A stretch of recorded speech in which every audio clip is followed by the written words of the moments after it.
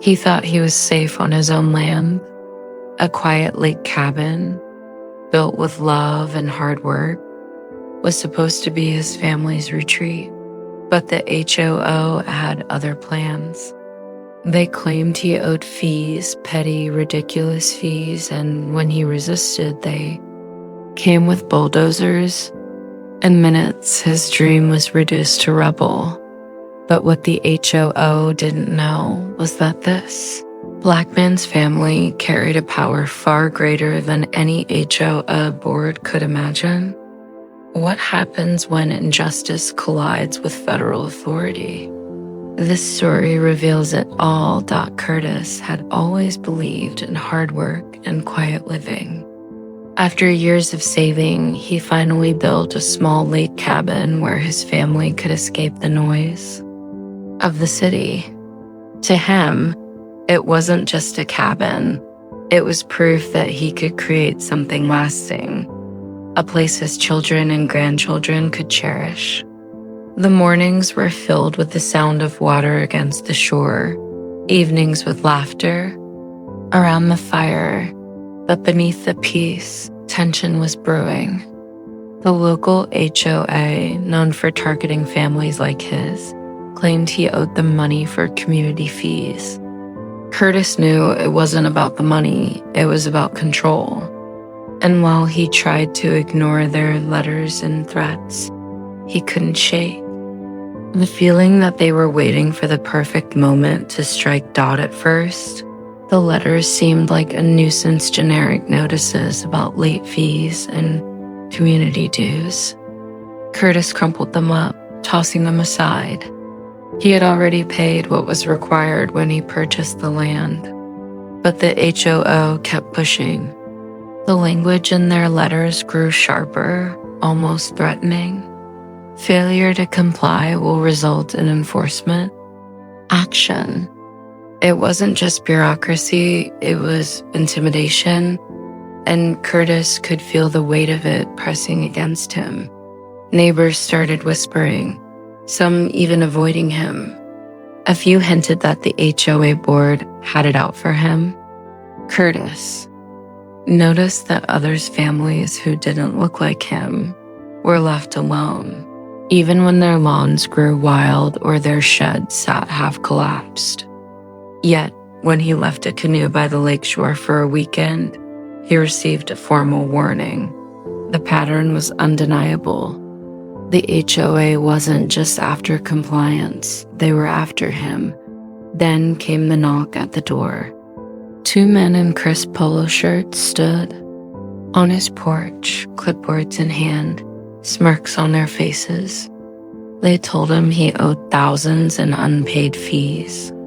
Curtis calmly explained that he had proof of every payment, but their smiles never faded. "If you won't cooperate, we'll take further action," one said. Before walking off like he'd already won, Curtis tried to fight back, filing appeals, sending letters, even hiring a lawyer. But every attempt hit a wall. Paperwork disappeared. Phone calls went unanswered. It was as if the entire system was stacked against him. Still, he refused to bow. This was his family's land, his family's home. He wouldn't let them take it. But one morning, Curtis woke to a sound that didn't belong. The rumble of heavy machinery echoed across the water. He stepped outside and froze. Bulldozers were parked at the edge of his driveway, engines growling, men in reflective vests moving with purpose. His heart pounded as the HOA president stepped forward, papers in hand, shouting that the cabin was condemned for non-compliance. Curtis tried to argue, his voice breaking with anger, but the machines roared to life. Walls splintered, glass shattered, and in minutes, the cabin, the dream he had built with his own hands, collapsed into a pile of rubble. Neighbors stood at a distance, some watching in silence, others filming on their phones. For the HOA, it was just another victory. For Curtis, it was a nightmare unfolding in broad daylight. What they didn't know, what none of them knew, was that Curtis's family wasn't ordinary. And when word of what happened reached them, the HOS celebration would be short-lived. Because they had just declared war on the wrong man's bloodline, Curtis stood frozen before the wreckage, the air thick with dust and disbelief. The cabin that had taken years to build gone in less than an hour. His fists trembled at his sides, not from fear, but from a rage so deep it burned in his chest. He shouted at the workers, demanding they stop, but the bulldozers kept grinding forward, tearing through what little remained. The HOA president smirked from the sidelines, arms crossed like a king watching his conquest. Neighbors whispered, some even laughed. To them, Curtis was just another man beaten down by the system. Another Black homeowner taught a lesson. And for the first time, Curtis felt the crushing weight of true helplessness. He had tried to fight with paperwork, with patience, with the law, and none of it mattered. In their eyes, his rights meant nothing. He dropped to his knees, gripping a handful of splintered wood, the last fragments of the home he had poured his soul into. For a moment, he wondered if this was how it ended, not with justice, but with erasure. Not just of his cabin, but of his dignity. But then headlights cut through the haze. Several dark SUVs rolled up the dirt road, stopping just feet from the rubble. Doors opened and out stepped men and women in plain clothes, badges glinting against their belts. Curtis's family federal agents who had sworn to uphold the law were here, their expressions sharp, unflinching. The HOA members who had been laughing just minutes earlier fell silent. Their smirks vanished, replaced by wide-eyed panic.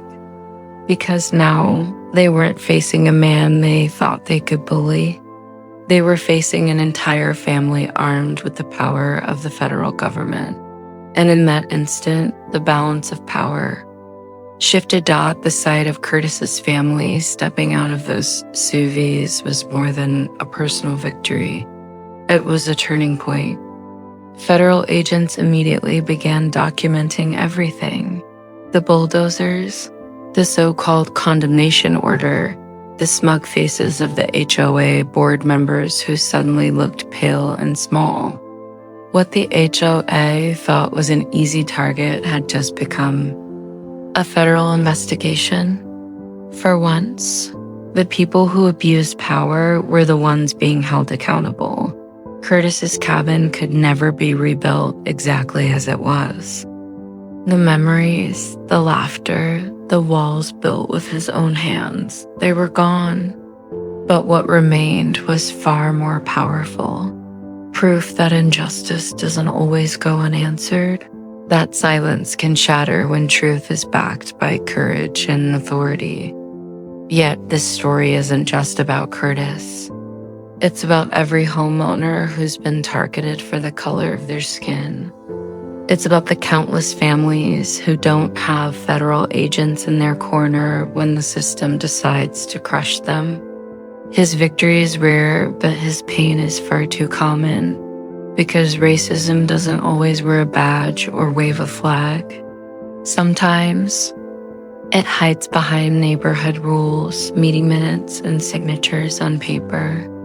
Sometimes it wears a smile while stripping away dignity. And unless it's called out, it keeps repeating dots. So ask yourself, how many more Curtises are out there watching their dreams collapse under the weight of injustice? How many more stories like this before change isn't just demanded, but delivered?